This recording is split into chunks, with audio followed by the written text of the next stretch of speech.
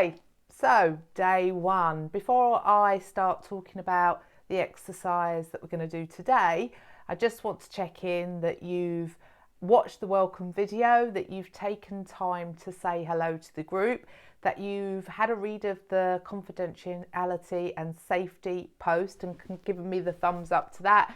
And also you have booked that 20 or 30 minutes into your diary every day for the next 7 days. If you have, fantastic. If you haven't, get yourself over there and get it done. I will be giving those that I haven't seen a little bit of a nudge over the next couple of days. So, day one.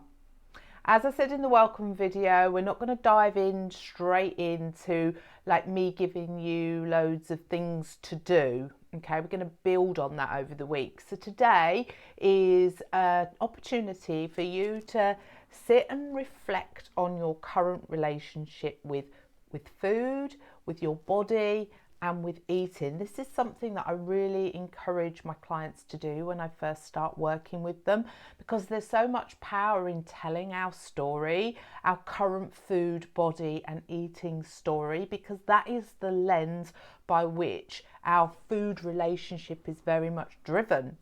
So as we go through the next 7 days, I will share parts of my own food and body relationship.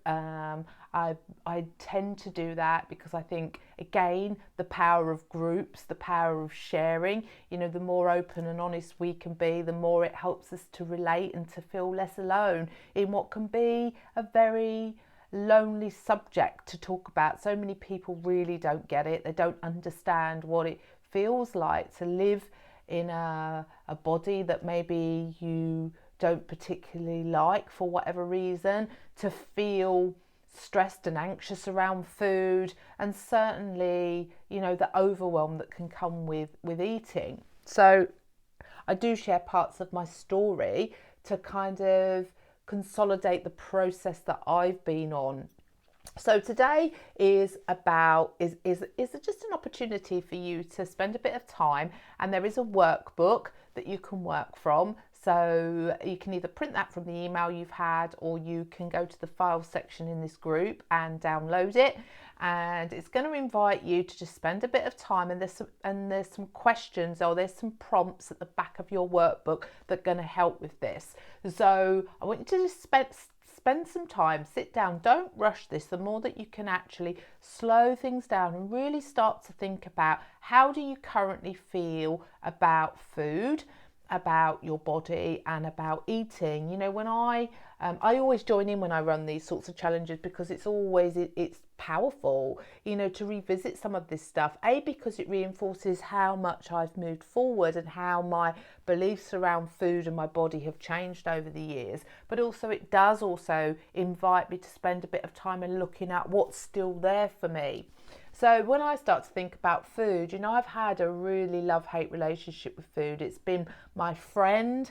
I can remember when I spent a lot of time on my own, and I can remember Saturday nights when I was feeling lonely, I'd have a pile of food by the side of me, and that was like my equivalent of being my friend.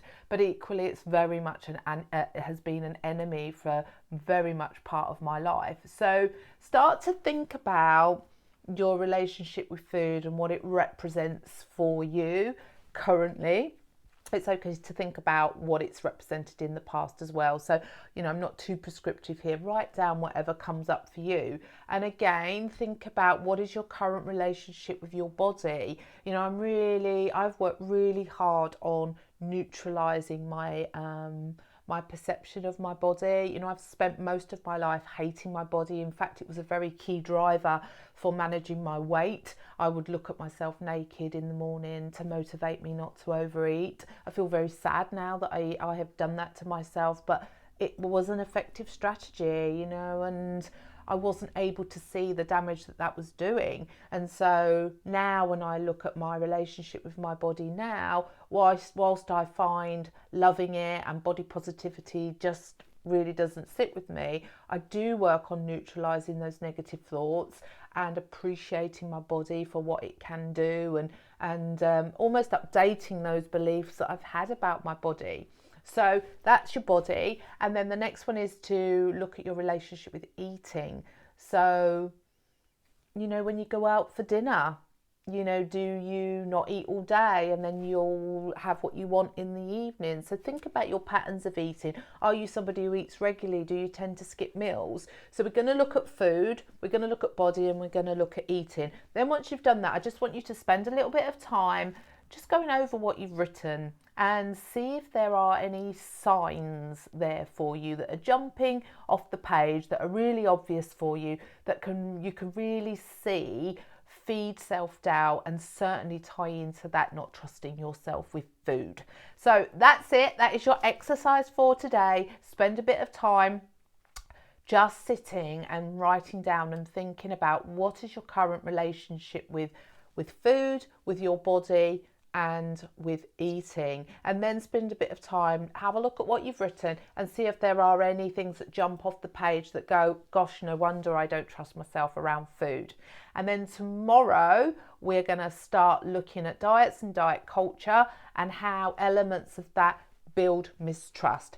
Any questions, pop them in the group, and please share some of your thoughts with other members of the group. Post whatever you want in the comments below this. It's really nice for us to read other people's experience as they do this exercise and to share our thoughts. So, see you all tomorrow.